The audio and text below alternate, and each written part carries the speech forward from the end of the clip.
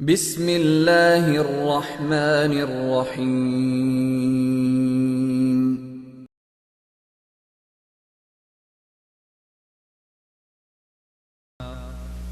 الحمد لله نحمده ونستعينه ونستغفره ونؤمن به ونتوكل عليه ونعوذ بالله من شرور أنفسنا ومن سيئات أعمالنا من يهده الله فلا مضل له ومن يضلل فلا هادي له ونشهد أن لا إله إلا الله وحده لا شريك له ونشهد أن سيدنا ومولانا محمدا عبده ورسوله أما بعد فأعوذ بالله من الشيطان الرجيم بسم الله الرحمن الرحيم إنا نحن نزلنا الذكر وإنا له لحافظون اللهم صل على محمد وعلى آل محمد كما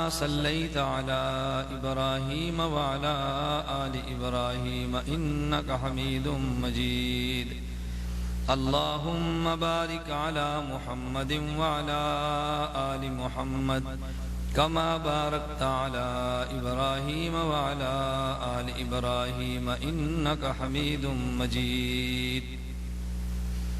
گرامی قدر سامعین، اللہ رب العزت نے قرآن کریم کو خاتم الانبیاء محمد عربی صلی اللہ علیہ وسلم کی ذات مبارک پر نازل فرمایا اور قیامت تک کے لیے قرآن کریم کو محفوظ رکھنے کا وعدہ حق جل مجدہ نے خود فرمایا۔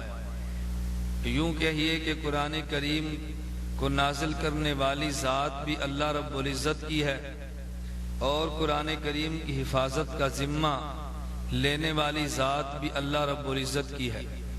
قرآن کریم کے الفاظ کو بھی اللہ قیامت تک محفوظ رکھیں گے اور قیامت تک معانی اور قرآن کریم کے مطالب کو بھی اللہ رب العزت محفوظ رکھیں گے۔ اگر قرآن کے الفاظ کو کوئی بدلنا چاہے، اللہ رب العزت حفاظت کا انتظام خود فرما دیں گے۔ اگر قرآن کریم کی تفاسیر میں کوئی شخص رد و بدل کرنا چاہے، قرآن کریم کے معنی میں تحریف کرنا چاہے، اللہ رب العزت اہل حق علماء کے ذریعے قرآن کریم کی صحیح تفسیر کی حفاظت کا بندوبست بھی فرمائیں گے۔ آج تک ہوا، آئندہ بھی ہوگا انشاءاللہ العزیز۔ مختلف ادوار میں بعض حضرات نے قرآن کریم کے الفاظ پر ہاتھ صاف کرنے کی کوشش کی ہے، مگر حق جل مجدہ نے الفاظ قرآن کو محفوظ رکھا۔ اور اسی طرح قرآن کریم کی تفسیر کے نام پر قرآن کے معنی کو بدلنے کا بعض حضرات نے اگر پروگرام بنایا، اللہ رب العزت نے قرآن کریم کے معنی کی حفاظت کا ذمہ اپنے سر لے دیا اور قرآن کریم کی حفاظت کا بندوبست فرما دیا۔ آج کی نشست میں آپ کی خدمت میں جس عنوان پہ گفتگو کرنا چاہ رہا ہوں، یہ اس وقت میرے سامنے تفسیر احسن البیان جو اردو زبان میں تحریر کی گئی ہے، اس احسن البیان تفسیر کو غیر مقلدین کے مکتبہ دارالسلام نے شائع کیا۔ اس قرآن کریم کی تفسیر میں ترجمہ مولانا محمد جونا گڑھی کا ہے، جبکہ اس پہ تفسیر حافظ صلاح الدین یوسف غیر مقلد کی ہے، جبکہ اس تفسیر پر نظر ثانی مولانا صفی الرحمن مبارک پوری صاحب کی ہے۔ قرآن کریم کا ترجمہ محمد جونا گڑھی صاحب کا، قرآن کریم کی تفسیر صلاح الدین یوسف کی، اور قرآن کریم کی تفسیر پر نظر ثانی صفی الرحمن مبارک پوری صاحب کی۔ بلکہ اسی کے تفسیر کے صفحہ نمبر 5 اور صفحہ نمبر 798 پر یہ تحریر کیا گیا کہ اس کتاب کی نظر ثانی مولانا صفی الرحمن مبارک پوری صاحب نے کی ہے اور انہوں نے اس تفسیر کو لفظ بلفظ پڑھا ہے۔ اب اس تفسیر میں جو جہالتیں یا خیانتیں میں آپ حضرات کی معلومات کے لیے آپ کے علم میں لاؤں گا، میں مولانا صفی الرحمن مبارک پوری صاحب پر کوئی تنقید تو نہیں کر رہا، لیکن یہ بات کہنے میں یقیناً حق بجانب ہوں۔ اگر انہوں نے نظر ثانی کی ہے اور لفظ بلفظ انہوں نے قرآن کریم کی تفسیر کو پڑھا ہے تو جو نہایت غلیظ قسم کی غلطیاں یا نہایت کبیح قسم کی خیانتیں اس تفسیر کے اندر آئی ہیں ان کا ذمہ دار کون ہوگا؟ بعض ایسی چیزیں ہیں کہ جن کا تعلق خالصتاً جہالت کے ساتھ ہے اور بعض خیانتیں ہیں اور بعض عبارات اس قدر غلیظ اور سخت ہیں کہ مومن اور اہل ایمان اور وہ شخص جس کے دل میں ایمانی اور مذہبی غیرت موجود ہو وہ ایک مرتبہ پڑھ کے ہل جاتا ہے اندر سے کہ یا اللہ قرآن کریم کی تفسیر میں اتنی فوش غلطیاں اور تسلسل کے ساتھ اس کے ایڈیشن پر ایڈیشن شائع کیے جا رہے ہیں، کوئی شخص ان کو تنبیہ کرنے والا نہیں کہ تم نے غلط تفسیر کی ہے، تم نے غلط مطلب بیان کیا ہے اور تم نے یہ کام کر کے اللہ کے عذاب کو دعوت دی ہے۔ خیر اس اصل بیان تفسیر کے جو مفسر اور حاشیہ لکھنے والے حافظ صلاح الدین یوسف ہیں، ان کی میں چند ایک وہ جہالتیں بیان کروں گا کہ جس کو معمولی فہم رکھنے والا شخص بھی سمجھتا ہے کہ یہ جاہلانہ بات ہے، اس کا علم سے کوئی تعلق نہیں، اور میں آخر میں کچھ خیانتیں ذکر کروں گا اور ایک دو وہ مسئلے جو غالباً خالصتاً الہات پر مشتمل ہیں ان کا تذکرہ بھی میں انشاءاللہ حوالہ جات کے ساتھ ذکر کروں گا۔ پہلے آپ بعض وہ امور ملاحظہ فرمائیں کہ جو جہالت پر مبنی ہے۔ مثال کے طور پہ اسی تفسیر احسن البیان کے صفحہ نمبر 7 پہ یہ بات تحریر کی گئی، کہتے ہیں کہ حاشیہ نویسی یا تفسیر نگاری کا یہ غایت درجہ مشکل اور نہایت جاں گداز مرحلہ 16-17 مہینے میں طے پا گیا، یعنی یہاں صفحہ 7 پہ لکھتے ہیں کہ یہ تفسیر کا کام 16 یا 17 ماہ میں مکمل ہوا، جبکہ اسی تفسیر احسن البیان کے صفحہ نمبر 798 پر اس سے بالکل الگ موقف تحریر کیا گیا اور وہاں پر وہ یوں تحریر کر رہے ہیں کہ یہ تفسیر کتنے ماہ اور کتنے دنوں میں مکمل ہوئی، ذرا صفات فرمائیں۔ کہتے ہیں الحمدللہ آج 28 رجب 1415 ہجری 1 جنوری 1995 کو صبح 9 بجے قرآن مجید کا یہ حاشیہ تکمیل پذیر ہوا، جس کا آغاز 4 فروری 1994 کو ریاض سعودی عرب میں کیا گیا تھا۔ اب اگر 4 فروری 1994 کو آغاز ہوا اور 1 جنوری 1995 کو اختتام ہوا تو یہ 11 ماہ تقریباً بنتے ہیں۔ اب یہ حاشیہ یہ اسی جگہ صفحہ 798 کو دیکھو تو اس کی مدت تقریباً 11 ماہ بنتی ہے، اگر صفحہ 7 کو دیکھو تو اس کی مدت 16 یا 17 ماہ بنتی ہے۔ اب 12 13 14 15 16 اور 17 یعنی 5 یا 6 ماہ کا فرق ہے، کوئی معمولی فرق تو نہیں۔ جو شخص اس قدر جاہل ہو اس کو یہ بھی اندازہ نہیں کہ 11 اور 16 میں کتنا فرق ہے، بتائیں وہ قرآن کریم کی کیا تفسیر ایسا شخص لکھے گا؟ تو اس کی میں نے جہالت نمبر 1 آپ کی خدمت میں پیش کی ہے۔ ایک سب مقام پہ لکھا کہ یہ 11 ماہ میں تفسیر مکمل ہوئی اور ایک مقام پہ لکھا کہ یہ تفسیر 16 یا 17 ماہ میں مکمل ہوئی۔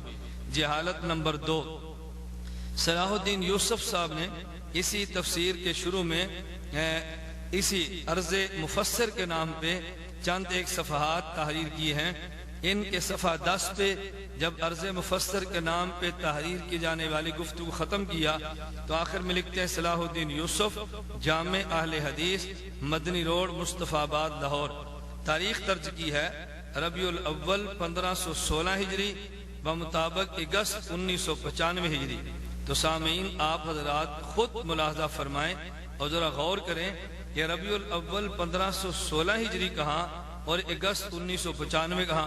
اگست 1995 کے مطابق ربیع الاول 1516 نہیں بنتا بلکہ یہ تو 1416 ہجری بنتا ہے، تو ایک صدی کا فرق معمولی فرق تو نہیں ہے، یعنی جو 15ویں صدی کا معاملہ تھا اس کو 100 سال بعد آنے والی صدی 16ویں صدی کا کارنامہ بیان کیا گیا، یعنی اب تاریخ بنتی ہے 1416 ہجری اور انہوں نے لکھی ہے 1516 ہجری، جس شخص کو 16 ہجری اور انہوں نے کیا 1516 ہجری، جس شخص کو 1 صدی کے فرق کا اندازہ نہ ہو، آپ اندازہ فرما سکتے ہیں کہ یہ شخص کتنا جاہل انسان ہوگا۔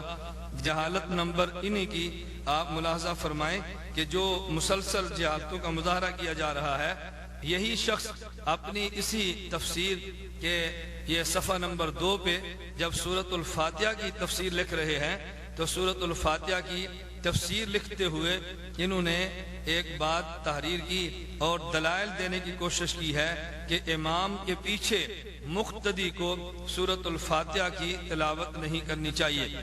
اس پر احادیث پیش کی ہیں۔ خیر، احادیث پیش کرتے ہوئے اب ان احادیث کا بھی تذکرہ کیا کہ جن میں فاتحہ پڑھنے کی ممانعت معلوم ہوتی تھی۔ جب اس کا تذکرہ کیا تو کہنے لگے کہ یہ جو قرآن کریم کی آیت ہے وَإِذَا قُرِئَ الْقُرْآنُ فَاسْتَمِعُوا لَهُ وَأَنصِتُوا، جب قرآن پڑھا جائے تو سنو اور خاموش رہو۔ یا حدیث وَإِذَا قَرَأَ فَأَنصِتُوا بشرط صحت، جب امام قرات کرے تو خاموش رہو کا مطلب یہ ہے کہ جہری نمازوں میں مقتدی سورۃ فاتحہ کے علاوہ باقی قرات خاموشی سے سنیں، امام کے ساتھ قرآن نہ پڑھیں۔ اب سامعین دیکھیں، قرآن کریم کی آیت میں بھی یہ جہر اور سر کا کوئی فرق نہیں تھا۔ وَإِذَا قَرَأَ فَأَنصِتُوا، اس حدیث مبارک میں بھی جہر اور سر کا کوئی فرق نہیں تھا، لیکن اس مفسر نے اپنی طرف سے جہر اور سر کا فرق کرنے کی ایک کوشش کی ہے۔ چلیے، وہ تو قرآن کریم کی آیت یا حدیث مبارک کی تشریح میں اس شخص سے جہالت ہوئی۔ ایک اور بات جو میں بتانا چاہتا ہوں، ان نے اس حدیث میں کہا وَإِذَا قَرَأَ فَأَنصِتُوا بشرط صحت، یعنی بشرط صحت میں تم کم علمی کی وجہ سے یہ ثابت کرنا چاہ رہے ہوگے کہ شاید یہ حدیث صحیح نہیں، جبکہ اسی حدیث کو حضرت امام مسلم رحمہ اللہ نے صحیح مسلم حدیث نمبر 906 کتاب فرمایا ہوا عندی صحیح کہ یہ حدیث میرے نزدیک صحیح ہے۔ اور اسی حدیث کے بارے میں شیخ ناصر الدین البانی نے ارواء الغلیل جلد نمبر 2 صفحہ نمبر 267 حدیث نمبر 499 کتاب اس حدیث کو صحیح کہا۔ تو جس کو حضرت امام مسلم جیسا جلیل القدر محدث وہ حدیث کو صحیح کہہ دے، اور جس حدیث مبارک کو ناصر الدین البانی جو تمہارا بہت بڑا محقق شمار ہوتا ہے، اگر وہ اس کو صحیح کہہ دے تو پھر تم جیسے شخص کا بشرط صحت کہہ کے اس حدیث کے صحت کو مشکوک کرنا، آپ اندازہ فرمائیں کس قدر جہالت کا ارتکاب اور جہالت کی خبر دے رہا ہے۔ تو اس شخص کو یہ بھی معلوم نہیں یہ حدیث صحیح ہے یا حدیث صحیح نہیں، تو محدثین صحیح کہہ رہے ہیں اور یہ بشرط صحت کہہ کے اس حدیث کا جواب دینے کی ایک ناکام سی کوشش کر رہا ہے۔ اسی طرح قرآن کریم کی آیت وَلَقَدْ أَرْسَلْنَا إِلَىٰ ثَمُودَ أَخَاهُمْ صَالِحًا أَنِ اعْبُدُوا اللَّهَ فَإِذَا هُمْ فَرِيقَانِ يَخْتَصِمُونَ قَالَ يَا قَوْمِ لِمَ تَسْتَعْجِلُونَ بِالسَّيِّئَةِ قَبْلَ الْحَسَنَةِ لَوْلَا تَسْتَغْفِرُونَ اللَّهَ لَعَلَّكُمْ تُرْحَمُونَ۔ سامعین، آپ ملاحظہ فرمائیں، اب اس آیت میں اللہ رب العزت حضرت صالح علیہ السلام کو قوم سمود کی طرف بھیجنے کا تذکرہ فرما رہے ہیں۔ حضرت صالح علیہ السلام نے اپنی قوم سے کہا اللہ کی عبادت کرو، وہ قوم آپس میں فریق بن کے لڑنے جھگڑنے لگے۔ حضرت صالح نے فرمایا لما تستعجلون بالسیئۃ قبل الحسنہ، اے میری قوم کہ لوگو تم نیکی سے پہلے برائی کی جلدی کیوں مچا رہے ہو؟ تم اللہ تعالیٰ سے استغفار کیوں نہیں کرتے تاکہ تم پر رحم کیا جائے؟ اب یہ ارشاد حضرت صالح علیہ السلام کا تھا جو حق جل مجدہ نے قرآن کریم میں نقل کیا، لیکن یہ مفسر احسن البیان اسی کے حاشیہ نمبر 7 پہ تحریر کر رہے ہیں۔ اسی کے حاشیہ نمبر 7 پہ تحریر یوں کر رہے ہیں، کہتے ہیں یعنی ایمان قبول کرنے کی بجائے تم کفر پر اصرار کر رہے ہو جو عذاب کا باعث ہے۔ علاوہ ازیں اپنے عناد و سرکشی کی وجہ سے کہتے بھی تھے کہ ہم پر عذاب لے آئے، جس کے جواب میں حضرت سمود نے یہ کہا الیاذ باللہ الیاذ باللہ، حاشا وکلا، جہالت کی حد ہوتی ہے۔ حضرت صالح علیہ السلام جو اللہ کے پیغمبر تھے، ان کے جملے کو حضرت صالح کی بجائے ان کی قوم سمود کا جملہ کہہ دیا۔ بتائیں کس قدر یہ جہالت کی بات ہے۔ اچھا ممکن ہے کوئی صاحب یہ کہہ دیں کہ نہیں جی یہاں پر ان سے غلطی ہو گئی اور ان نے غلطی میں یہ کہہ دیا۔ غلطی ایک بار ہوتی ہے یا بار بار؟ اسی تفسیر کے آگے آسن البیان صفحہ نمبر 499 کے حاشیہ نمبر 1 پر یہی مفسر دوبارہ اس جہالت کا اظہار یوں کر رہے ہیں۔ حضرت صالح علیہ السلام نے اپنی قوم سے جو گفتگو ہوئی تو صالح علیہ السلام نے فرمایا تمتعوا فی دارکم ثلاثۃ ایام، کہ حضرت صالح علیہ السلام کی قوم پہ جب عذاب آنے لگا تو اب حضرت صالح علیہ السلام اپنی قوم کو ارشاد فرما رہے ہیں تمتعوا فی دارکم ثلاثۃ ایام۔ اب اندازہ فرماؤ یہ جملہ حضرت صالح علیہ السلام کا تھا، لیکن اس مفسر نے پھر وہی بات یہاں پر بھی دہرا دی۔ کہتے حضرت سمود نے کہا کہ 3 دن بعد تم پر عذاب آ جائے گا۔ سامعین بتاؤ یہ حضرت سمود کون ہے؟ حضرت صالح علیہ السلام تو اللہ کے نبی ہیں اور سمود ان کی قوم ہے۔ کہتا ہے یعنی صالح کو اور اس کے گھر والوں کو قتل کر دیں گے۔ یہ قسمیں انہوں نے اس وقت کھائیں جب اونٹنی کے قتل کے بعد حضرت سمود نے کہا کہ 3 دن کے بعد تم پر عذاب آ جائے گا۔ ہاشا وکاللہ، ہاشا وکاللہ، الیاذ باللہ۔ کہاں نبی اور کہاں قوم سمود، اتنی بڑی غلطی۔ پھر یہی شخص یہاں پر نہیں بلکہ ایک اور جگہ پہ صفحہ نمبر 421 یہی سب تفسیر میں اس غلطی کو پھر دہرا رہا ہے۔ آدمی کا دماغ پڑتا ہے کہ یا اللہ اتنی بڑی جہالت، اتنا بڑا ظلم، اتنی بڑی غلطی، اور کوئی شخص اس کو تنبیہ کرنے والا نہیں، کوئی شخص اس کو ٹوکنے والا نہیں، کوئی اس کو بتانے والا نہیں کہ تم نے بہت بڑی یہ غلط بات لکھی ہے۔ تفسیر آسن البیان صفحہ 421 میں یہ قرآن کریم کی آیت فَلْيَأْتِنَا بِآیَةٍ كَمَا أُرْسِلَ الْأَوَّلُونَ، یہ سورۃ الانبیاء آیت نمبر 5، اس کے حاشیہ 7 کے تحت لکھتے ہیں جس طرح سمود کے لیے اونٹنی، موسیٰ کے لیے عصا اور ید بیضا وغیرہ، یعنی قوم اپنے نبی سے کہہ رہی ہے فَلْيَأْتِنَا بِآیَةٍ كَمَا أُرْسِلَ الْأَوَّلُونَ، ورنہ ہمارے سامنے یہ کوئی ایسی نشانی لاتے جیسے کہ اگلے پیغمبر بھیجے گئے تھے۔ یعنی قرآن کہہ رہا ہے قوم نے مطالبہ اپنے پیغمبر سے کیا کہ تم ایسے آیت، ایسے نشانی اور معجزہ لے کر آؤ جیسے اور انبیاء کو رب نے معجزات دے کر بھیجے۔ اب اس نے کیا کہہ دیا؟ کہتا ہے جس طرح موسیٰ علیہ السلام کے لیے عصا معجزہ تھا، حضرت موسیٰ علیہ السلام کے لیے ید بیضا یہ معجزہ تھا، تو اسی طرح کہتا ہے سمود کے لیے الیاذ باللہ، یعنی جس طرح سمود کے لیے اونٹنی، موسیٰ کے لیے عصا، تو یہاں حضرت موسیٰ علیہ السلام کو بطور پیغمبر کے اور اس کے مقابلے میں سمود کو کیا تم نے بطور پیغمبر کو نقل کیا؟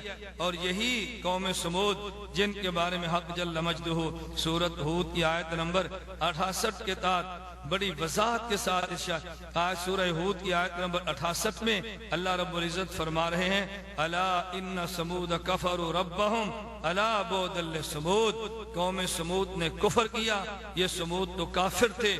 تو ظالم تم نے نبی کی جگہ پہ سمود کا تذکرہ ایک بار نہیں 3 بار کیا۔ اتنی بڑی جہالت، اتنی بڑی کم علمی اور اس قدر خیانت اور بددیانتی، میں تو تمہارے لیے جملہ جہالت کا کہہ کے بڑے ہی نرم موقف کو بیان کر رہا ہوں۔ اگر یہی لفظ حضرات علماء دیوبند، اکابر علماء دیوبند اور ائمہ احناف میں سے کسی کی تفسیر میں ایک جملہ آتا تو کتنے شیاطین اور خناس وہ تھے جو علماء دیوبند پہ برستے، علماء دیوبند کا مذاق استہزاء اڑاتے۔ کس قدر تم علماء دیوبند کی معمولی سی لفظ کی غلطی بھی آ جائے تم کس قدر تمسخر اڑاتے ہو، لیکن ہے کوئی معراج ربانی یا توصیف الرحمان یا کوئی اس قسم کا اور ایسا شخص جو کم از کم اس تفسیر پر بھی تبصرہ کرتا؟ یہ اتنی بڑی غلطی کو یہ 1-2 مرتبہ نہیں بلکہ مسلسل شائع کیا جا رہا ہے، یہ مسلسل اتنی بڑی غلطی شائع ہو رہی ہے لیکن کوئی شخص بھی روک ٹوک کرنے والا نہیں ہے۔ اسی طرح اس کی آپ جہالت کا مظاہرہ فرمائیں۔ یہی تفسیر احسن البیان صفحہ نمبر 630 کے حاشیہ نمبر 6 پہ۔ اب یہ جملہ کیا کہتے ہیں؟ یہ قرآن کریم سورہ حامیم السجدہ 24واں پارہ، یہ صفحہ نمبر 630 پہ قرآن کریم کی آیت ان ربک لذو مغفرۃ وذو عقاب علیم، یقیناً آپ کا پروردگار معافی والا اور دردناک عذابوں والا ہے۔ اس آیت کی تفسیر کے تحت لکھتے ہیں ان کے لیے جو کافر اور اللہ کے پیغمبروں کے دشمن ہیں، یہ آیت کے لیے جو کافر اور اللہ کے پیغمبروں کے دشمن ہیں، یہ آیت بھی سورہ نمل کی آیت نبئ عبادی انی انا الغفور الرحیم وان عذابی هو العذاب العلیم وان عذابی هو العذاب العلیم کی طرح ہے۔ ارے جاہل آدمی، یہ جو آیت تم نے پڑھی ہے نبئ عبادی، کیا یہ سورۃ نمل کی آیت ہے؟ یہ سورہ حجر کی آیت نمبر 49 اور 50 ہیں۔ تو سورہ نمل کی سورہ حجر کی آیت کو سورہ نمل کی آیت کہنا، میرے معزز اور محترم سامعین، آپ حضرات فرمائیں کہ کس قدر یہ جہالت کی بات ہے اور کس قدر اس شخص کی یہ دین سے دوری کی بات ہے اور کس قدر قرآن کریم سے عدم تعلق کی بات ہے۔ اس کو یہی معلوم نہیں کہ یہ آیت کس تفسیر، یہ آیت کس سورت کی ہے، آیا سورہ نمل کی ہے یا یہ آیت سورہ نمل کی بجائے یہ کسی اور سورت کی ہے۔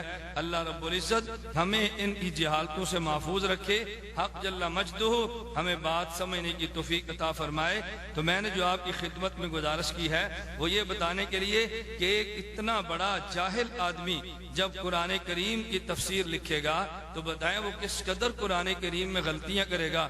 معمولی بات بھی تم نہیں سمجھ سکتے، جو عام سادہ قرآن کا حافظ بات سمجھتا ہے تم وہ بھی نہیں جانتے۔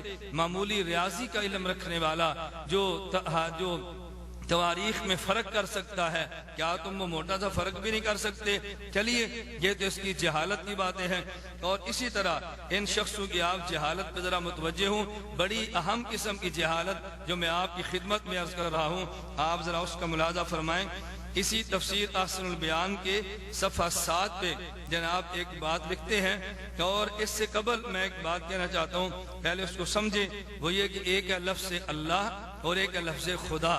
تو لفظ خدا کے بارے میں غیر مقلدین کا موقف کیا ہے؟ صلاۃ الرسول سیالکوٹی، صلاۃ الرسول سیالکوٹی کی کتاب جس پر حاشیہ لقمان ڈاکٹر لقمان سلفی کا ہے، اس کے اہتمام سے چھپی ہے، اس کے صفحہ 2 پر لکھا ہے کہ خدا اور خداوند جیسے الفاظ پوری کتاب سے حذف کر دیے گئے، یعنی جہاں جہاں سیالکوٹی صاحب نے صلاۃ الرسول صلی اللہ علیہ وسلم یہ لفظ لکھے تھے وہ حذف کر دیے گئے۔ اسی طرح سیالکوٹی صاحب کی کتاب سبیر الرسول ڈاکٹر لقمان سلفی کی تصحیح تنقیح سے چھپی، اس کے ٹائٹل پر لکھا ہے چونکہ اللہ کے لیے خدا کا کلمہ استعمال کرنا جائز نہیں، اس لیے پوری کتاب میں خدا کی جگہ اللہ کا کلمہ استعمال کیا گیا ہے۔ گویا کہ لقمان سلفی یہ لوگ یہ عقیدہ، یہ ذہن اور نظریہ رکھتے ہیں کہ لفظ اللہ کا استعمال تو ٹھیک ہے مگر اردو زبان میں لفظ خدا کا استعمال ٹھیک نہیں۔ اب سامعین اسی اصول کے تحت جو انہوں نے گفتگو کیا وہ سماعت فرمائیں۔ حاصل بیان صفحہ 7 پہ لکھتے ہیں، کہتے ہیں اردو میں اللہ تعالیٰ کے لیے خدا کا لفظ بول چار اور تحریر میں عام ہے، لیکن اصلاً یہ لفظ فارسی زبان کا ہے اور فارس کے آتش پرستوں کے ہاں بالخصوص یہ لفظ استعمال ہوتا ہے جو 2 خداؤں کے قائل ہیں، ایک کو وہ اہرمن اور دوسرے کو یزداں کہتے ہیں، اس لیے یہ لفظ در اصل مجوسیوں کے عقیدہ سنویت 2 خدا ہونے کا مظہر ہے۔ یعنی چونکہ فارسی لوگ لفظ خدا کہتے ہیں اور ان کے یہاں خدا 2 ہیں، ایک اہرمن اور ایک یزداں، تو جب وہ خدا کہتے ہیں تو اس سے عقیدہ سنویت یعنی 2 خدا ہونے کا شبہ پیدا ہوتا ہے۔ بنا بری اہل توحید کو اس لفظ کی بجائے اللہ کا لفظ ہی استعمال کرنا چاہیے، یہ بہتر بھی ہے اور باعث ثواب بھی ہے۔ بنا بری اس مختصر تفسیر کا ایک امتیاز یہ بھی ہے کہ اس میں کوشش کی گئی ہے کہ خدا کا لفظ سوائے ناگزیر تراکیب کے کہیں استعمال نہ ہو۔ اس جملے پہ ذرا سامعین آپ غور فرمائیں، اس میں کوشش کی گئی ہے کہ خدا کا لفظ سوائے ناگزیر تراکیب کے کہیں استعمال نہ ہو۔ اس میں جو ترجمہ دیا گیا ہے وہ دراصل مولانا محمد جونا گڑھی رحمہ اللہ کا ہے، جو ان کی مترجم تفسیر ابن کثیر کے ساتھ ہے۔ اب سامعین آپ حضرات اس پہ تھوڑا سا توجہ فرمائیں۔ انہوں نے دو باتیں کی ہیں۔ نمبر ایک کہ جس سے معلوم ہوا کہ محمد جونا گڑھی صاحب کے ترجمے میں اللہ کا ترجمہ لفظ خدا سے کئی بار کیا گیا، اور انہوں نے اس لفظ خدا کو جہاں لکھا تھا بدل کے لفظ اللہ لکھ دیا۔ اب میرا سوال یہ ہے، اگر یہ لفظ خدا مجوسیوں کے عقیدہ ثنویت کا مظہر ہے، اگر اس سے شرک کی بو آتی ہے، تو محمد جونا گڑھی جس کے ترجمے کو بنیاد بنا کر تم نے اوپر تفسیر لکھی اور حواشی لکھے، کیا محمد جونا گڑھی اس موٹے سے مسئلے کو نہیں جانتا تھا؟ کیا محمد جونا گڑھی خود اس مسئلے سے جاہل تھا؟ تو جو آدمی اپنی تفسیر میں ایسے الفاظ کو لائے جو مجوسیوں کے عقیدہ ثنویت کا مظہر بنے، ایسے الفاظ کو لائے کہ جس سے شرک کی بو آتی ہو، ایسے شخص کی تفسیر ترجمے کو متن بنا کے کیا اس پہ تفسیر اہل سنت والجماعت کو دی جا سکتی ہے؟ نمبر ایک۔ دوسری بات تم نے پھر یہ کہی کہ ہم نے لفظ خدا کو بدل ڈالا، لفظ خدا لکھا لیکن کہاں پہ تبدیلی نہیں کی۔ کہتے ہیں اس میں کوشش کی گئی ہے کہ خدا کا لفظ سوائے ناگزیر تراکیب کے کہیں استعمال نہ ہو۔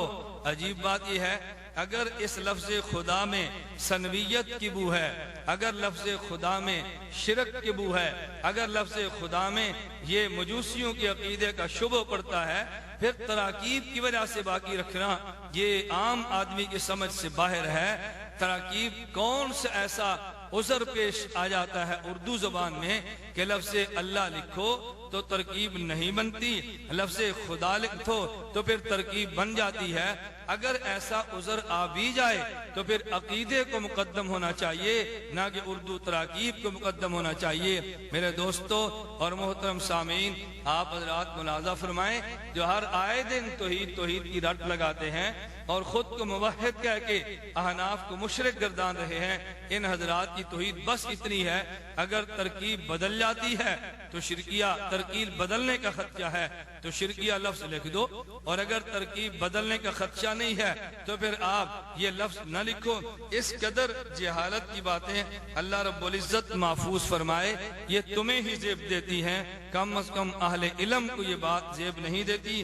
آدمی اس قدر جہالت کا ارتکاب کرے تو یہ جہالت جو میں نے آپ کے سامنے پیش کی ہے، معزز سامعین آپ اس کو سماعت فرمائیں اور اس پر ذرا توجہ دیں۔ ان جہالتوں کے بعد میں چند ان کی خیانتوں کا تذکرہ کرنا چاہتا ہوں جو انہوں نے اس تفسیر میں خیانتیں کی ہیں۔ خیانت کا مطلب کیا ہے؟ دیکھیے اس وقت میرے ہاتھ میں یہ جو تفسیر احسن البیان ہے، یہ تفسیر احسن البیان دارالسلام سے غیر مقلدین کے مکتبے نے شائع کی ہے، اردو زبان میں تحریر ہے، پاکستان میں تقسیم ہو رہی ہے، بر صغیر میں تقسیم ہو رہی ہے، اردو دان طبقے کو یہ مفت بھی دی جا رہی ہے اور یہ قیمتاً بھی دی جا رہی ہے۔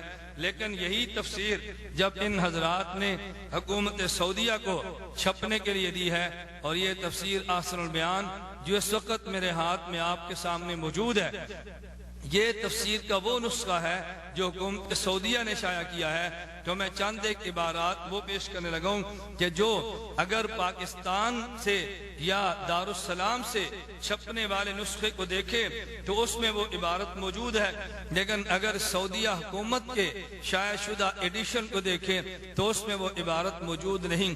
میری سمجھ سے ماورا ہے، کیا سعودیہ حکومت نے اس عبارت کو حذف کر دیا، تفسیر سے نکال دیا، یا تم نے سعودیہ حکومت کو تفسیر چھپنے کے لیے دیتے وقت اس عبارت کو الگ کر دیا؟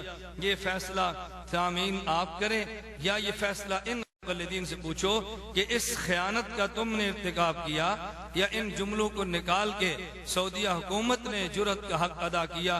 اب اس میں کئی ایک باتیں موجود ہیں، مثال کے طور پہ یہی تفسیر احسن البیان صفحہ نمبر 81، اسی صفحہ نمبر 81 میں لکھتے ہیں، یہ دراصل صفحہ نمبر تفسیر احسن البیان یہ پارہ نمبر 4 آیت سورت آل عمران کی یہ جو آیت کریمہ 103 نمبر ہے، واعتصموا بحبل اللہ جمیعا ولا تفرقوا کے تحت ان حاشیہ نمبر 6 میں لکھا، جو چلتے ہوئے آگے یہ صفحہ نمبر 81 پہ آ کے تحریر کرتے ہیں، کہتے ہیں حالانکہ اگر یہ اختلاف رحمت ہوتا تو نبی صلی اللہ علیہ وسلم یہ کیوں فرماتے کہ میری امت 73 فرقوں میں بٹ جائے گی، جن میں صرف ایک فرقہ جنت میں جائے گا، باقی سب جہنم میں۔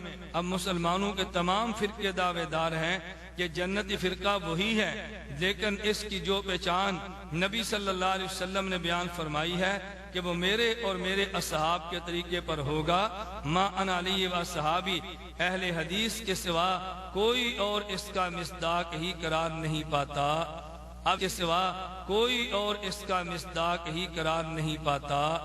اب یہ جو عبارت میں نے آپ کی خدمت میں سامعین پڑھ کر پیش کی ہے، یہ عبارت آپ سعودی حکومت کا شائع شدہ نسخہ دیکھیں تو اس کے یہی سعودی نسخے میں تفسیر آسر البیان کا صفحہ 164 بنتا ہے، لیکن اس صفحہ 164 کے تحت یہ قطعاً عبارت موجود نہیں ہے۔ تو کیا پھر میں یہ بات کہہ سکتا ہوں کہ اگر سعودیہ حکومت کے یہ مسلک منہج کے خلاف تھی اس لیے تم نے سعودیہ حکومت کو دیتے وقت اس عبارت کو حذف کر دیا، یا یہ عبارت موجود تھی تو سعودیہ حکومت نے نکال دیا؟ اگر تم نے حذف کیا تو اس کا معنی یہ ہے کہ تم سمجھتے ہو کہ یہ بات سعودی حکومت کے مسلک کے خلاف ہے۔ اگر سعودی حکومت نے نکال دیا اس کا معنی وہ یہ ان کے نظریے کے یقیناً خلاف ہوگی۔ تو ایسا کس نے کیا یہ فیصلہ تم کرو یا اس کا جواب تمہارے ذمہ ہے۔ میں یہی سمجھتا ہوں کہ تم لوگوں نے اس کو نکال کر سعودی حکومت کے حوالے کیا، اس کی وجہ سعودی حکومت کا قطعاً یہ مسلک نہیں ہے کہ تم جیسے اہل حدیث لوگ ہی جنتی فرقہ ہیں اور باقی جہنمی فرقہ ہیں۔ کیوں؟ اس لیے کہ اجتہاد کی بنیاد پہ جو اختلافات ہوتے ہیں یہ اختلاف تو صحابہ کرام رضی اللہ عنہم اجمعین میں موجود تھے، لہذا اجتہاد کی بنیاد پہ ہونے والے اختلافات کو الیاذ باللہ جہنمی اختلاف تو نہیں کہا جا سکتا۔ اس لیے یقیناً تم نے بددیانتی کی ہے کہ جو تحریر موجود تھی تم نے سعودیہ حکومت کو دی ہے تو تم نے اسے نکال دی ہے۔ اسی طرح اسی تفسیر کے احسن البیان کے صفحہ نمبر 81 کے حاشیہ نمبر 2 پر جو ایک عبارت لکھی ہے سامعین اس کو ملاحظہ فرمائیں۔ قرآن کریم کی آیت یوم تبیض وجوہ وتسود وجوہ، پارہ نمبر 4 سورہ آل عمران آیت نمبر 106، کہ بعض چہرے جس دن سفید ہوں گے اور بعض سیاہ چہرے والوں سے کہا جائے گا۔ یہ آگے قرآن کریم کی آیات چل رہی ہیں۔ اس کے تحت لکھتے ہیں کہ حضرت ابن عباس رضی اللہ عنہما نے اس سے اہل سنت والجماعت اور اہل بدعت و افتراق مراد لیے ہیں، یعنی جن کے چہرے قیامت کے دن سفید ہوں گے یہ وہ لوگ ہیں جو اہل سنت والجماعت ہیں، اور جن کے چہرے سیاہ ہوں گے یہ وہ لوگ ہیں جو اہل بدعت اور اہل افتراق ہیں۔ اب اگلی جو عبارت لکھی کہتا ہے جس سے معلوم ہوا کہ اسلام وہی ہے جس پر اہل سنت والجماعت عمل پیرا ہیں اور اس کے مصداق کامل صرف اہل حدیث ہیں، اس کے مصداق کامل صرف اہل حدیث ہیں۔ یہی میرے ہاتھ میں تفسیر آسر البیان جو سعودیہ سے چھپی ہے اس کے نسخہ کے صفحہ 164 پر یہ عبارت ابن عباس رضی اللہ عنہما والی موجود ہے، لیکن اگلی عبارت کہ جس سے معلوم ہوا کہ اسلام وہی ہے جس پر اہل سنت والجماعت عمل پیرا ہیں اور اس کے مصداق کامل صرف اہل حدیث ہیں، یہ جملہ سعودیہ سے چھپنے والی تفسیر میں موجود نہیں۔ کیوں؟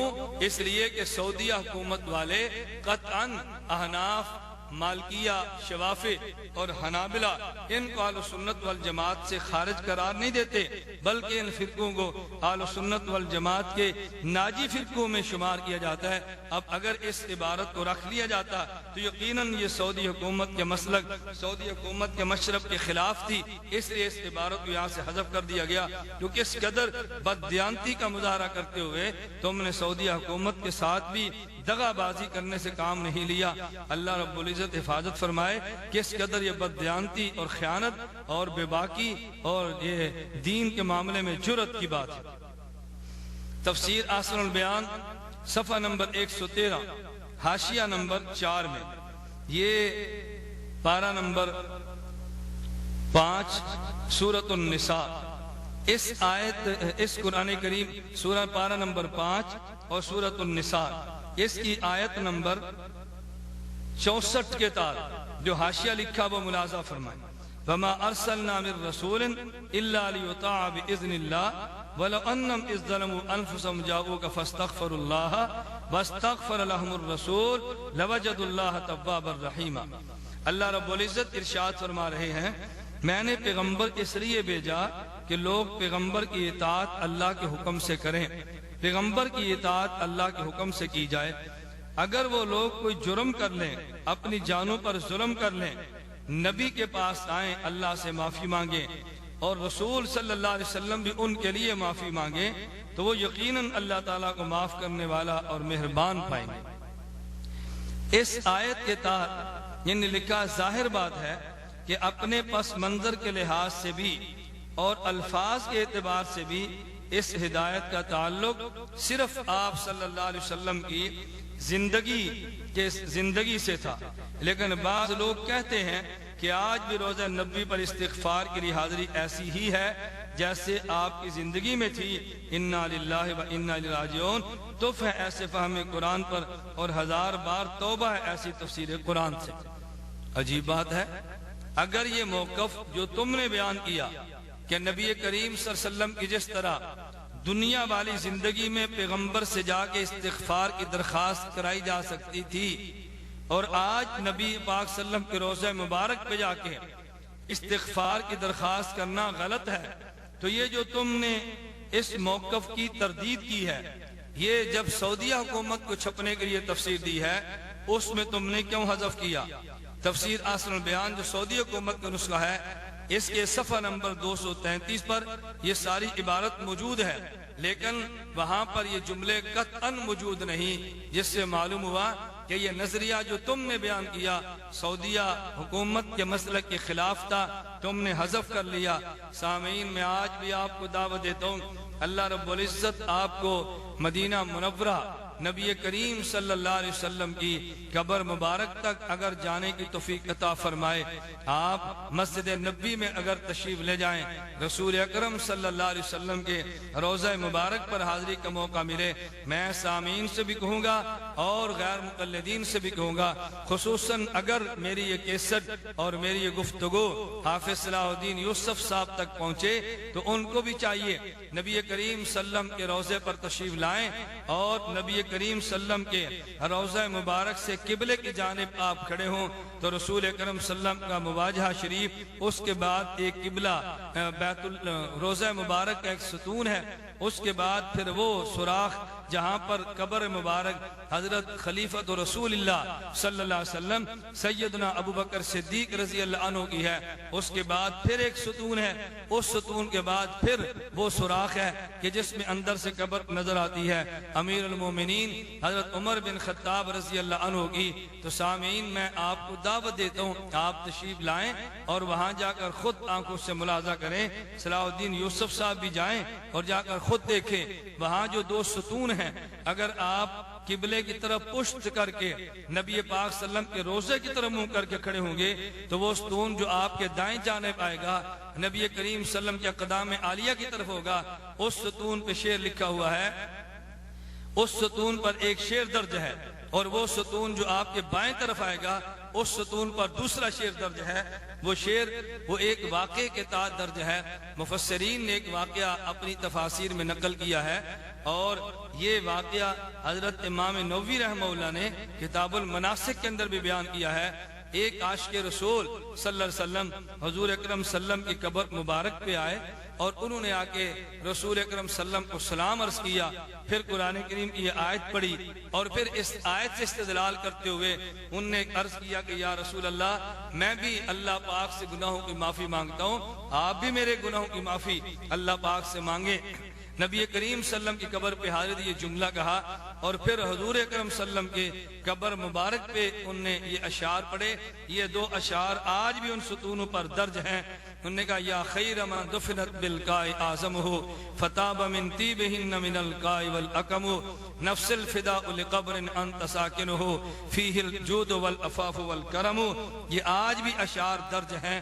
انہوں نے کہا یا خیر من دفنت بالقاء اعظمہ، اے وہ شخص جو ان تمام ذاتوں سے بہتر ہے کہ جو مدفون ہے زمین میں، یا خیر من دفنت بالقاء اعظمہ، یا خیر من دفنت بالقاء اعظمہ۔ آگے انہوں نے کہا یا خیر من دفنت بالقاء اعظمہ، اے وہ ذات جو ان تمام سے بہتر ہے کہ جو ان جگہوں پہ آج مدفون ہے۔ فتاب من طیبہن من القاء والعقم، اس قبر مبارک کی برکت سے آج دیکھیں خوشبوئیں مہک رہی ہیں، جہان معطر ہو رہے ہیں۔ نفس الفداء لقبر انت ساکنہ، میری جان قربان اس قبر پہ جس میں آپ تشریف فرما ہیں، آپ سکونت پذیر ہیں۔ فیہ الجود والعفاف والکرم، اس میں جود، عفاف اور سخاوت بھی ہے۔ اب سامعین مجھے بتائیں، اگر یہ سعودی حکومت کے خلاف عقیدہ ہوتا، اس شعر کو کھرچ نہ دیا جاتا، اس شعر کو ختم نہ کر دیا جاتا، یہ شعر آج بھی کھرچ نہ دیا جاتا، اس شعر کو ختم نہ کر دیا جاتا، یہ شعر آج بھی موجود ہے۔ اور مفسرین نے اس آیت کے تحت یہ واقعہ بھی بیان کیا ہے۔ میں گزارش کر رہا ہوں کہ اگر یہ نظریہ جس کی تردید تم نے کی ہے، اگر سعودی حکومت بھی تردید کرتی تو تمہیں کیا ضرورت پیش آئی تھی کہ تم سعودی حکومت کو جب چھاپنے کے لیے احسن البیان دیتے اسے حذف کر دیتے، یا تم نے حذف کیا ان کو دیا، یا انہوں نے اس کو نکال دیا کہ یہ ان کے نظریے کے مطابق تحریر نہیں تھی۔ اللہ ہمیں بات سمجھنے کی توفیق عطا فرمائے۔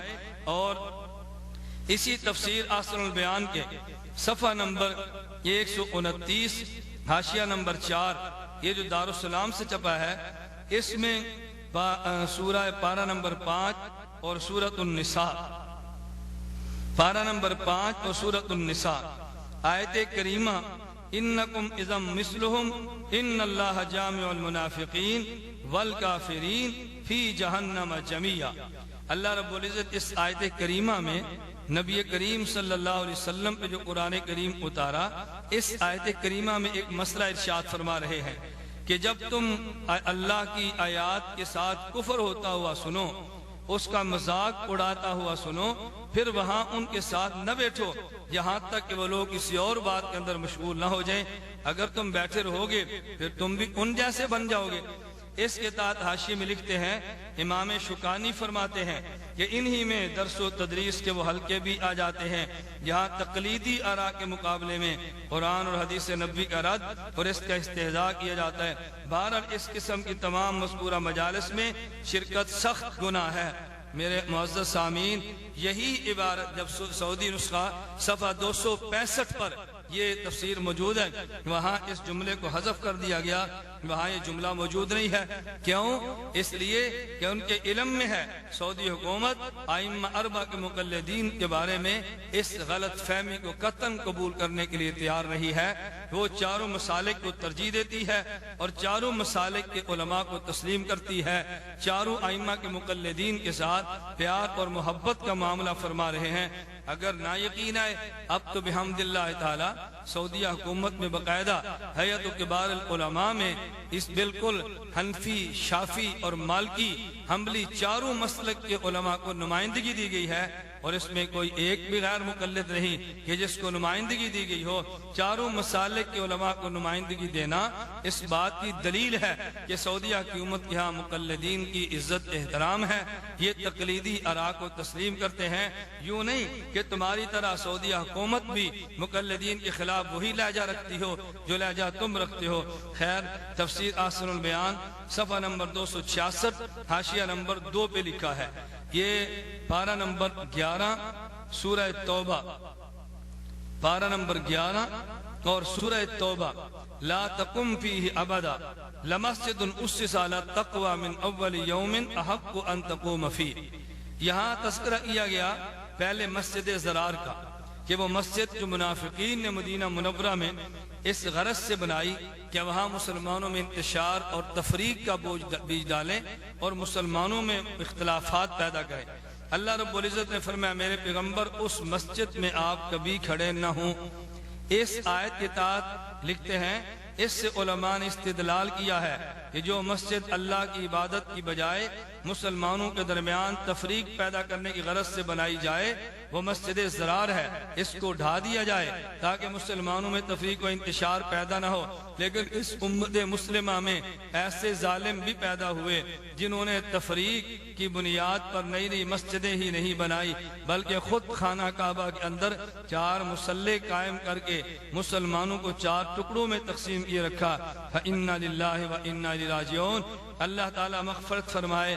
سلطان عبدالعزیز رحمہ اللہ فرما روائے نجد و حجاز کی، جنہوں نے خانہ کعبہ سے اس بدعت اور تفریق کا خاتمہ کر دیا اور مسلمانوں کو کلمہ واحدہ پر جمع کیا، رحمہ اللہ رحمت واسعہ۔ گرامی قدر سامعین، یہ جو عبارت ان نے یہاں درج کی ہے وہی تفسیر احسن البیان جو سعودیہ حکومت سے شائع ہوئی ہے، اس کے صفحہ نمبر 549 پہ اسی آیت کی تفسیر موجود ہے، لیکن وہاں پہ قطعاً یہ عبارت موجود نہیں ہے۔ میں معزز سامعین آپ کی خدمت میں گزارش کرنا ضروری سمجھتا ہوں کہ 4 مصلے کا بچ جانا یہ قوم میں تفریق نہیں ہے، اور اگر یہ کہا جائے کہ یہ تفریق پر ہے، اللہ محفوظ فرمائے، تو تم نے کتنا غلط جملہ کہا، تم نے کتنا بڑا حملہ کیا۔ کیا اے مفسر تم نے غور کیا کہ تم نے کتنی بڑی غلط بات کی ہے؟ یعنی وہ مسجد کہ جس میں مسلمانوں میں تفریق ڈالنے کے لیے لوگ جمع ہوں، قرآن تو کہہ رہا تھا کہ جس کی بنیاد یہ ہو اس مسجد کو گرا دیا جائے، الیاذ باللہ الیاذ باللہ۔ تو کیا خانہ کعبہ اگر اس میں تفریق کی بنیاد یہ تھی کہ 4 مسلے قائم ہوئے تو کسی شخص نے سوچا اس بنیاد پر الیاذ باللہ بیت اللہ، خانہ کعبہ یا مسجد حرام کو گرا دیا جائے کہ وہاں مسلمانوں میں تفریق اور مسلمانوں میں انتشار پیدا کیا جا رہا ہے؟ آج تک کسی نے جملہ نہیں کہا سوائے تمہارے، تم نے کتنی غلط بات کہہ دی ہے۔ اور عجیب بات یہ ہے کہ جب حرم میں مصلے 4 تھے تو مقلدین تھے، آج مصلی 1 ہے تب بھی مقلدین ہیں۔ اگر حنفی ہوں وہ بھی ہمارے، مالکی ہوں وہ بھی ہمارے، شافعی ہوں وہ بھی ہمارے، حنبلی ہوں تو وہ بھی ہمارے۔ علم سے تمہارا تو کوئی بھی نہیں بنتا، تم تو تقلید کو شرک کہہ رہے ہو، اور مقلدین کے بچھائے جانے والے مصلوں کو تم تفریق کی بنیاد قرار دیتے ہو۔ تو حنبلی مصلی ہو تمہارے ہاں تو پھر وہ بھی تفریق ہوگا، اگر مالکی شافعی ہو تو تمہارے ہاں تو پھر وہ بھی تفریق شمار ہوگا۔ میں نے اس لیے گزارش کی ہے کہ جب 4 مصلے تھے تب بھی مقلدین کے، 1 مصلی ہے تب بھی مقلدین کا، تمہارا نہ تب تھا نہ اب ہے، اور نہ ہی انشاءاللہ قیامت کی صبح تک غیر مقلدین کا مصلی اس حرم میں بچھے گا۔ اللہ رب العزت تمہارے شر سے حدود حرم کو بھی محفوظ رکھے۔ گرامی قدر سامعین، لیکن یہ عبارت اس نسخے میں موجود نہیں جو ان نے سعودیہ حکومت کو پیش کیا ہے۔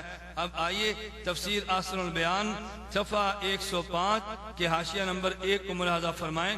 پارہ نمبر 5 سورۃ النساء، والمحصنات من النساء الا ما ملکت ایمانکم۔ اس آیت کے تحت انہوں نے ایک مسئلہ بیان کیا، کہتے ہیں کہ عورت کے مرد کے لیے حلال ہونے اور مرد عورت سے نفع اٹھائے، اس کی شریعت نے 2 صورتیں بیان کی ہیں۔ اس کی ایک صورت تو یہ ہے کہ نکاح کر کے مرد عورت سے نفع حاصل کرے، نکاح کر کے مرد عورت کو جائز طریقے سے اپنے استعمال میں لائے، اور کہتے ہیں دوسرا ذریعہ وہ جنگ میں قیدیوں والا ہے۔ اب معزز سامعین آپ حضرات غور فرمائیں، اس میں جملہ کون سا لکھا؟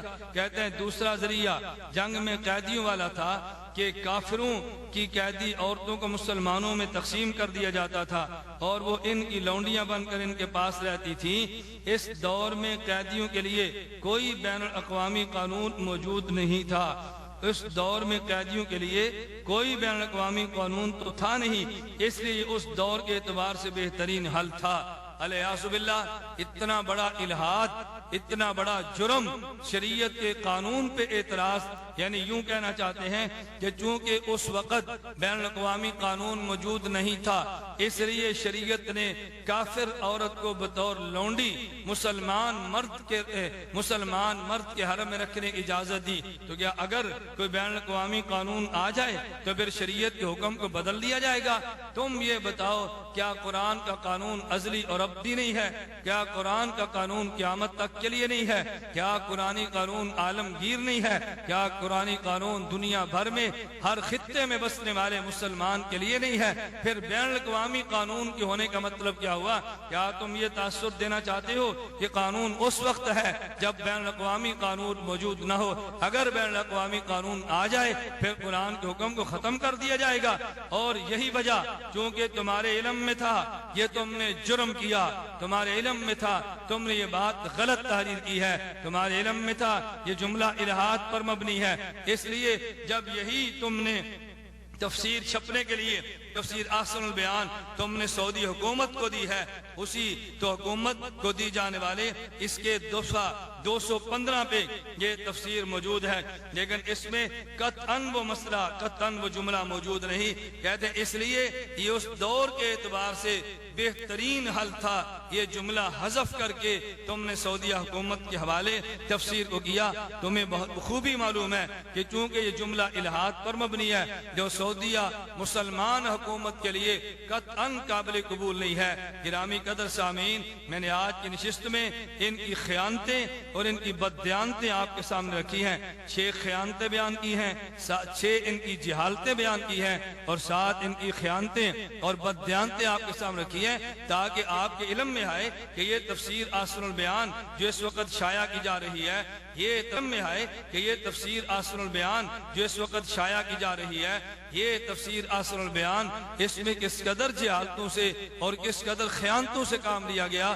اللہ رب العزت ہمیں ان کی جہالتوں کے شر سے بھی محفوظ رکھے، حق جل مجدہ ہمیں ان کی خیانتوں کے شر سے بھی محفوظ رکھے، اور اللہ ہمیں علماء اہل سنت والجماعت کے نقش قدم پر چلنے کی توفیق عطا فرمائے۔ حق جل مجدہ ہمیں علماء، ائمہ اور فقہا اور محدثین کا احترام کرنے کی توفیق عطا فرمائے، اور جو علماء، محدثین اور فقہا سے بغض عداوت رکھتے ہوں، حق جل مجدہ مجھے اور آپ سب کو ان سے محفوظ رکھے۔ کہ میں نے نہایت اختصار کے ساتھ تفسیر احسن البیان پہ حاشیہ لکھنے والے یہ مفسر حافظ صلاح الدین یوسف کی 6 خیانتیں، 6 جہالتیں اور 7 خیانتیں اور بددیانتی، ان کی 6 جہالتیں اور 7 خیانتیں اور بددیانتیاں آپ کے سامنے پیش کی ہیں، تو آپ کے علم میں آئے کہ لوگ قرآن کریم کی تفسیر کے نام پہ بھی جہالت اور خیانت سے باز نہیں آ رہے۔ اللہ رب العزت مجھے اور آپ کو صراط مستقیم پر چلنے کی توفیق عطا فرمائے۔ اللہ ہم سب کو قرآن کریم کے الفاظ اور قرآن کریم کے معانی کی حفاظت کی توفیق عطا فرمائے۔ اللہ ہم سب کو قرآن کریم کی خدمت کے لیے قبول فرمائے۔ وآخر دعوانا ان الحمد للہ رب العالمین۔